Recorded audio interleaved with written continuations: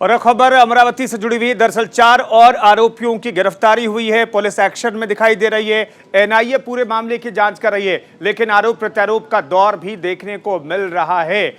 अमरावती के police commissioner पर भी कई आरोप लगाए गए हैं। हमारे सहयोगी आसिफ इकबाल जुड़ रहे हैं अमरावती से, उनके साथ पुलिस कमिश्नर मौजूद हैं। Over to you Asif.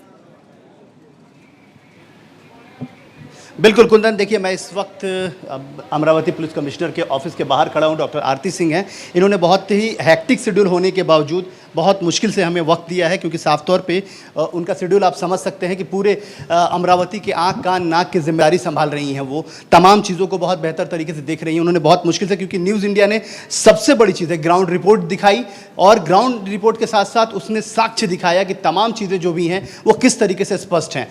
Ma'am बहुत शुक्रिया, बहुत धन्यवाद जो आपने वक्त निकाला।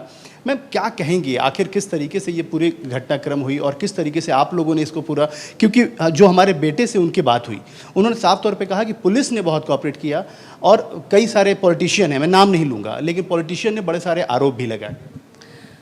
देखिए, ये घटना 21 तारीख को हुई और जब ये घटना शुरू हुई तब ये टोटल ब्लाइंड केस था। हमारे पास कोई भी सबूत नहीं थे, क्योंकि फैमिली को किसी के ऊपर शक नहीं था। ये ठीक है, वो माहौल था उस समय जब नुपुर शर्मा पोस्ट फॉरवर्ड हो रही थी, लोगों को धमकी आ रही थी, सिर्फ यही नहीं तो पूरे देश भर में। पर इस एंगल पे भी उनको ना तो कोई धमकी आई, ना उनके परिवार वालों को धमकी आई, ना ही उनके मोबाइल, मृतक का जो मोबाइल है हमारे पास है उसमें हमें ऐसा कोई रिकॉर्ड मिला कि उनको ऐसी कोई धमकी आई है इस केस में। तो ब्लाइंड केस जब भी होता है तो पुलिस ब्लाइंड केस का इन्वेस्टिगेशन करने में 3-4 थियरीज़ पे वर्क करती है, और कुछ थियरीज़, जिस थियरीज़ पे उनको सबसे ज़्यादा एविडेंस मिलते हैं उसमें आगे प्रोग्रेस करने लगती है, और जिस थियरीज़ पे कुछ नहीं मिला उसको ड्रॉप कर देती है। हम भी ऐसे ही आगे बढ़े। सीसीटीवी फुटेज पे हमने, क्योंकि पहले तो हम आरोपी कौन है कुछ भी नहीं मालूम था, सीसीटीवी फुटेज के बेसिस पे हमने 2 आरोपी अरेस्ट किए, और टेक्निकल एविडेंसेस और इनके इंट्रोगेशन से हमने और 2 आरोपी अरेस्ट किए, एक और अरेस्ट किया। 5 आरोपी जब हमारे पास अरेस्ट हो गए तो हमें पता चला कि ये एंगल हो सकता है और इसका एक मास्टरमाइंड है जो अभी भी फरार है। फिर हमने उनको अरेस्ट किया।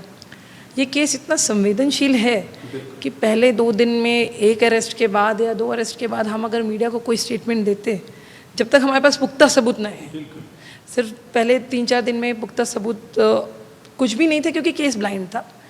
इसलिए हमने, जब तक हमारे पास पूरे एविडेंसेस नहीं आए तब तक हमने कोई भी ऑफिशियल स्टेटमेंट हम नहीं दे सकते थे, क्योंकि हमारे किसी भी स्टेटमेंट से पूरा देश का वातावरण ख़राब हो सकता है।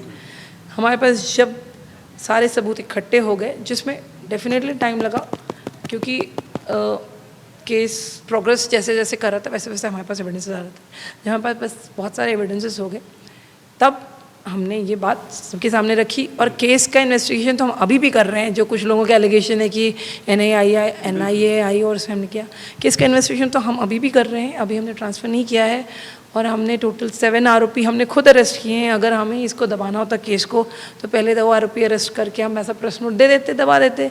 लेकिन हमारे किसी भी प्रेस नोट में हमने ऐसा मोटिव कभी जाहिर किया ही नहीं कि ये चोरी की वजह से हुआ या रॉबरी की वजह से हुआ। हम एक के बाद एक आरोपी अरेस्ट करते गए, कंटिन्यूसली काम करते गए।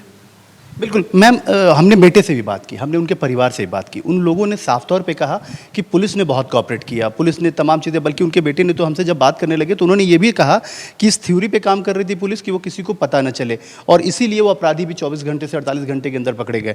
लेकिन मैम, क्या पुलिस इतनी सॉफ्ट कॉर्नर होती, मतलब सॉफ्ट टारगेट होती है कि किसी तरीके से कोई पॉलिटिशियन भी, मैं किसी भी, जिस तरीके का आरोप लगा देते हैं, जिससे लोगों में भी ये परसेप्शन होने लगता है कि इसका मतलब पुलिस में ज़रूर कुछ खामियां हैं, क्योंकि बड़े बड़े जो जनप्रतिनिधि जिनको कहा जाए वो लोग इस तरह से सवाल खड़े कर देते हैं आपके कार्य पे, आपके तमाम तरह के काम पे। तो क्या देखिए, इसमें जो आप बोल रहे हैं, यहाँ पे आरोप सिर्फ एक ही जगह से आया है। बाकी यहाँ पे बीजेपी के और भी प्रतिनिधि हैं, और ख़ुद राज्यसभा जो सांसद हैं बीजेपी के, वो जब अमरावती में आए उन्होंने मुझसे बात की। उन्होंने मुझसे पूछा कि केस क्या है। मैंने उनको सारी ब्रीफिंग दी, तब उन्होंने मीडिया से बात की, और तब उन्होंने ऐसा कोई एलिगेशन नहीं लगाया।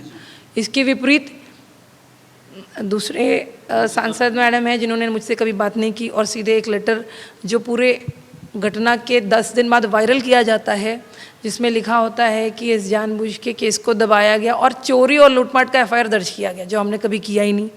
और बिना किसी हम मुझसे एफआईआर दर्ज नहीं है मैम, मतलब किसी भी तरीके से कोई एफआईआर नहीं है। एफआईआर है, पर एफआईआर की जो सेक्शंस है, एफआईआर जो हमने दर्ज किया, ऑफ कोर्स एफआईआर तभी इन्वेस्टिगेशन, एफआईआर तो पहली कड़ी होती है इन्वेस्टिगेशन की। एफआईआर दर्ज हमने जब शुरू में ब्लाइंड केस था तो एफआईआर दर्ज किया 302 के अंदर, 302 धारा के अंदर, जिसमें मर्डर की धारा है। पर हमने अगर उनका कहना है कि चोरी और लूटपाट का एफआईआर दर्ज किया गया, एफआईआर में कहीं नहीं है, वैसा कहीं है ही नहीं मेंशन। हाँ, उनका दूसरा कहना है कि 4 आरोपी अटक करके हमने दबा दिए। 4 आरोपी अरेस्ट करके अगर मुझे दबाना होता तो बाकी मास्टरमाइंड क्यों अरेस्ट करते हम। उनका कहना है कि अभी जब एनआईए आई तभी क्यों बताया, हम तो अभी भी इन्वेस्टिगेशन कर रहे हैं। और मैंने डिस्क्लोज कब किया, मैंने आपको बताया, इतने सारे आरोपियों को आप लोगों ने ही पकड़ा, मतलब सारे आरोपी जो पकड़े गए अभी तक? बिल्कुल, 7 आरोपी हमने पकड़ लिया है। एक आरोपी अभी भी फरार है, उसका रोल बहुत ज़्यादा नहीं है, पर वो फरार है, तो एक आरोपी भी पकड़ना बाकी है। मामले बहुत सेंसिटिव होते हैं मैम, क्योंकि बिल्कुल आपने सही कहा। और देखिए, हम लोग भी ये तमाम चीज़ें जानता है न्यूज़ इंडिया, इसलिए न्यूज़ इंडिया जब ग्राउंड पे था तो बहुत ही सेंसिटिव तरीके से, बहुत ही कोई भी ऐसी चीज़ गलत न चली जाए, कोई भी ऐसी चीज़ न चली जाए जिससे दुष्प्रचार हो जाए, तो उसका भी हमने बहुत ख्याल रखा और इसलिए आपने वक्त भी दिया, इसके लिए थैंक यू। तो मैम, आपको लगता है कि चीज़ें, इस तरह की चीज़ों को बहुत ही संवेदनशील तरीके से, बहुत गंभीरता से लेने की ज़रूरत है और इसकी जो भी आउटपुट जाए वो बहुत गंभीरता से जाए? बिल्कुल, ये सब बहुत संवेदनशील है। संवेदनशील मामले में पुलिस को हमेशा कॉशन बरतना चाहिए, क्योंकि हमारे किसी भी स्टेटमेंट से जो बाद में जिससे हम बैक ट्रैक नहीं कर सकते और उस स्टेटमेंट को प्रीमेच्योरली दे दिया, उसके बाद जो वातावरण खराब होता है, उसकी वजह से हमारे पर पाबंदी होती है कि हम मामले की संवेदनशीलता को समझते हुए जब तक हमारे पास पुख्ता सबूत ना हो तब तक हम कोई स्टेटमेंट न दें, और वैसा ही मैंने भी किया। इसलिए वो जो आरोप लग रहे हैं वो टोटली गलत है। आखिरी सवाल मैम, परिवार को कैसे आप टच में होंगी, फैमिली के, तो फैमिली की सिक्योरिटी का, फैमिली के थोड़ा इस वक्त इमोशनल बॉन्डिंग की भी ज़रूरत पड़ती है, सिक्योरिटी की ज़रूरत पड़ती है, तो कैसे आपको लग रहा है कि तमाम चीज़ ठीक होंगी? और आरोप जो लगे हैं वो तो खैर अलग। मैं जो मृतक हैं उनके भाई, छोटे भाई और उनके बेटे, मैंने दोनों से बात की और उन्होंने काफ़ी मैच्योरिटी इसमें दिखाई है, हमारा पूरी तरह से वो सपोर्ट कर रहे हैं। शुरुआत में भी मैं जो भी हमने उनसे इन्फॉर्मेशन दी वो निकाली, वो सब हमें बताते गए, कुछ भी मतलब सब बहुत क्लियर तरीके से उन्होंने बताया और उसकी वजह से हमें बहुत मदद मिली। क्योंकि ऐसा होता है कभी कभी कि उनकी तरफ से जितने हमें सपोर्ट चाहिए या जो इन्फॉर्मेशन चाहिए वो नहीं आती, पर इस बार उन्होंने काफ़ी मदद की और हमें भी इसके आगे, क्योंकि बहुत सेंसिटिव केस है, उनको उनके ऊपर कोई आँच ना आए, उनको प्रोटेक्शन मिले, इसलिए हमें उनको प्रोटेक्शन। एक नज़ीर पेश होगा मैम, इसके ज़रिए एक नज़ीर पेश होगा कि कम से कम इस तरीके से अमरावती में अगर ऐसी कोई गलत सोच के लोग भी होते हैं या पनपने की कोशिश करते हैं, तो उनको इस जरिए मैसेज जाए कि ये आपको किसी ने अधिकार नहीं दिया, चाहे जो भी हो, ठीक है, नाराज़गी हो, गुस्सा हो, आप जाहिर करने के 50 तरीके होते हैं, लेकिन आप किसी के साथ इस तरह के जघन्य अपराध कर सकते हो ऐसे? देखिए, मैं समझती हूँ कि ये जो केस है डेफिनेटली बहुत ही गंभीर और दुखद मामला है।